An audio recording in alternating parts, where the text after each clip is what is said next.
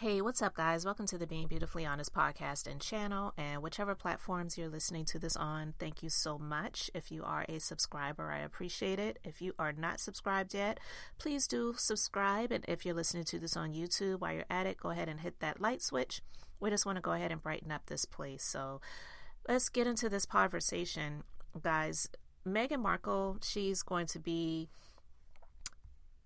receiving an award today, as a matter of fact, from the Miss Foundation, which was co-founded by one of the leading feminists, Gloria Steinem. And this award that she's going to be receiving, this honor that she's getting, is the 2023 Women of Vision Awards, and it celebrates feminist change makers and powerhouse grassroots leaders. And some people are feeling like it's like a slap in the face to the royal family that took her in, even though she, has said a lot about them, as well as Harry has. But it's not more than a couple of weeks, if less than that, after her father-in-law, King Charles III, was crowned as king in London, and she decided not to go. And Harry came, popped in, and dipped right back out. So, again, I stated before that I could understand why she wouldn't go as an in-law. I get it, in-laws a lot of times don't get along.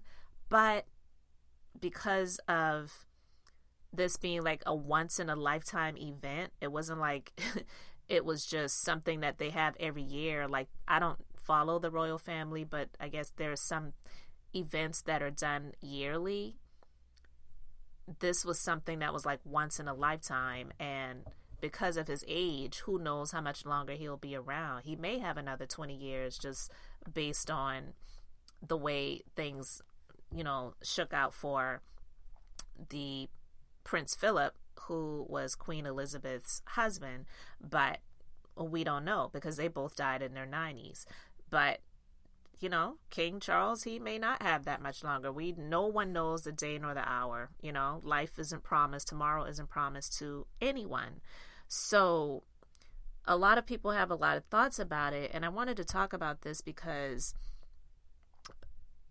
it does, in my personal opinion, just being beautifully honest, it really just looks opportunistic. It really does, because people are saying, like, for example, Christopher Anderson, he's the author of The King. He said that the timing couldn't have been more wrong, considering that she was noticeably absent from the single most important moment in Charles's life and a singular moment in world history. He says, "What a slap in the face to the man who walked her down the aisle when her own father didn't show up at her wedding, and to the country she adopted, for better or worse, as her own. Charity begins at home. Much of the time, Harry looks like a fish out of water, and you don't have to be an expert to see he's still hurting. If she is truly a sensitive and caring person, she would make it her top priority to help mend her husband's relationship with his brother Prince William and the king. Marrying into the royal family, accepting a title, and then bailing to take advantage of your new global superstar status seems, well, tacky." And that's what this guy said, so I was quoting what he said in this article. But they're saying that this achievement, so to speak, it's sending a message to the royal family. And he said she's making it clear that she has a life of her own, doing the things that she thinks are important. She also seems to be saying that getting a trophy from Gloria Steinem is more important to her than seeing her husband's dad crowned King of England. It's an in-your-face gesture aimed at the royal family she just snubbed. Funny, though, isn't it, that she would essentially give up being a senior member of the royal family and all that goes with it just to be another influencer. Like so much else in Meghan's life, this award is no accident. So I believe what he's saying is that the fact that she's even with Harry, it wasn't a coincidence. Okay, it was something that she was intentional about. It happened and she got what she wanted. And I've said that before too. Not long after moving to Montecito, he says, she made a point of befriending Steinem, as she has many other movers and shakers. So she became friends of Gloria Steinem, and now she's receiving an honor from this foundation that Gloria Steinem co-founded. And someone else, they're believing that this award, it definitely is strategic, and it's a strategic partnership to help elevate the Sussex brand in California and also have more doors open for her. And the host of the To Die For Daily podcast, Kinsey Schofield, she said, I believe she is trying to brand herself independently away from Prince Harry. Meghan is allegedly working on season 2 of her podcast and could be planning a relaunch of her blog. I think because Harry and Meghan have been so outspoken about their grievances with Harry's family, people either love them or they hate them, and that's a hard position to be in. She will get opportunities, but there will be intense criticism along the way. The brand is in dire need of a bolster given their popularity in polls. Both sides of the pond have plummeted. Meghan Markle, marred by scandals related to erroneous claims, certainly needs to shore up her status post-public punches directed at the royal family. Whether most things are positive or negative or is often subjective, so the very description of this award is dubious at best. It's given to those who have made a significant positive impact. One wonders exactly which positive impact they are referring to. If the award is supposed to showcase her philanthropic efforts, there are millions who do more than 1 hour of work a week on behalf of charity, as detailed in their recent tax returns. And as a business consultant who recently served as chair of Easter Seal's Advocacy Awards, I can say that awards normally present a positive opportunity for brand improvement and projection of a positive image. However, such branding principles assume awardees aren't hypocrites. One must live one's values, thereby not contradicting purported principles with contrasting actions. So what they're basically saying is, Meghan is not as charitable as she is being awarded to have been.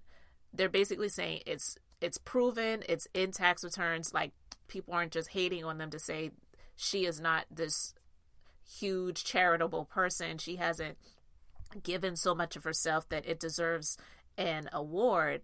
People are feeling that she is an opportunist that got in the right circles, befriended Gloria Steinem. Gloria Steinem took a liking to her because, like this other person said, people either love them or hate them. And I don't hate them. I've said that before. I don't care for their ways. I definitely don't care for her ways. And I'm no fan of hers based on things that I have seen and have knowledge of. But it clearly looks like she's being an opportunist in these situations. Again, I'm not saying that she has to love the royal family, that she had to stay there or anything like that, because, you know, you feel how you feel, but she chose to marry this man that had that life, and it's a different thing than just marrying any other dude and saying, look, I'm not going to be subjected to your family's issues and making me feel like I'm inferior. Like, that, it's a completely different ball game. And it wasn't just her. He has made millions off of things that I feel in the grand scheme of things are absolutely minimal.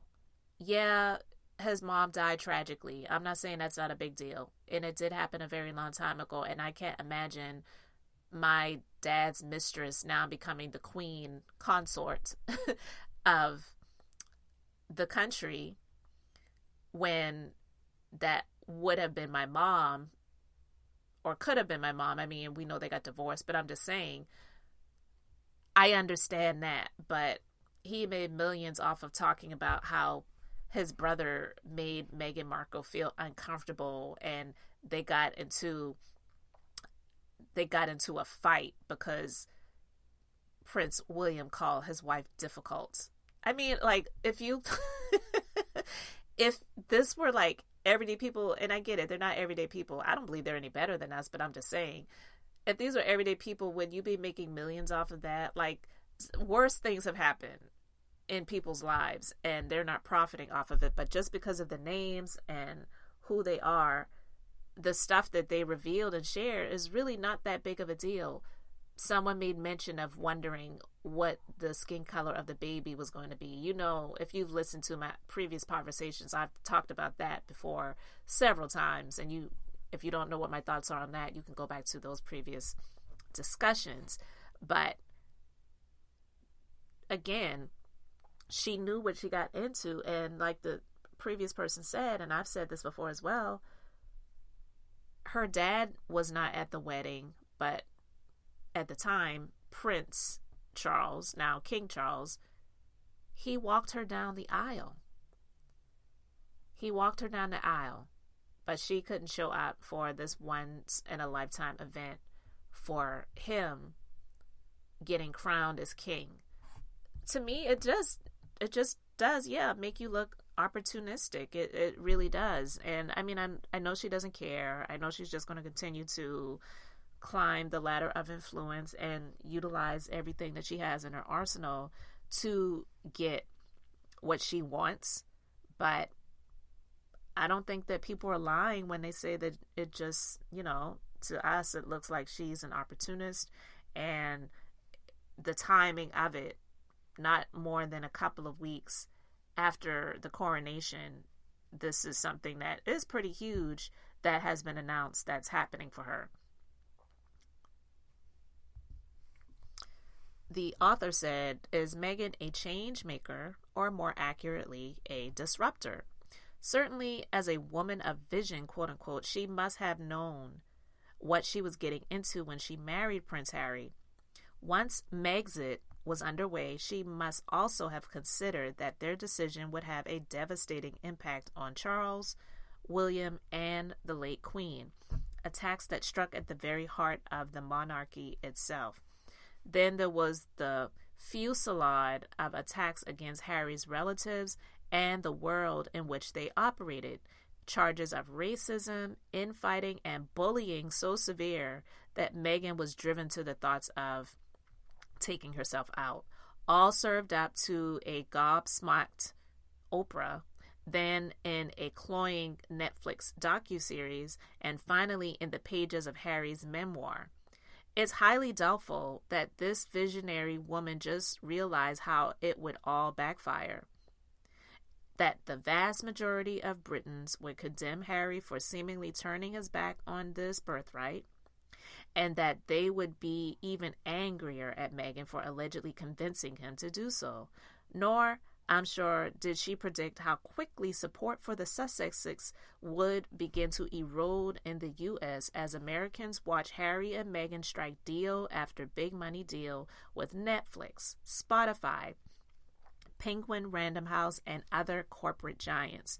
So to the public at large, the Sussexes have been just a bit much, he said.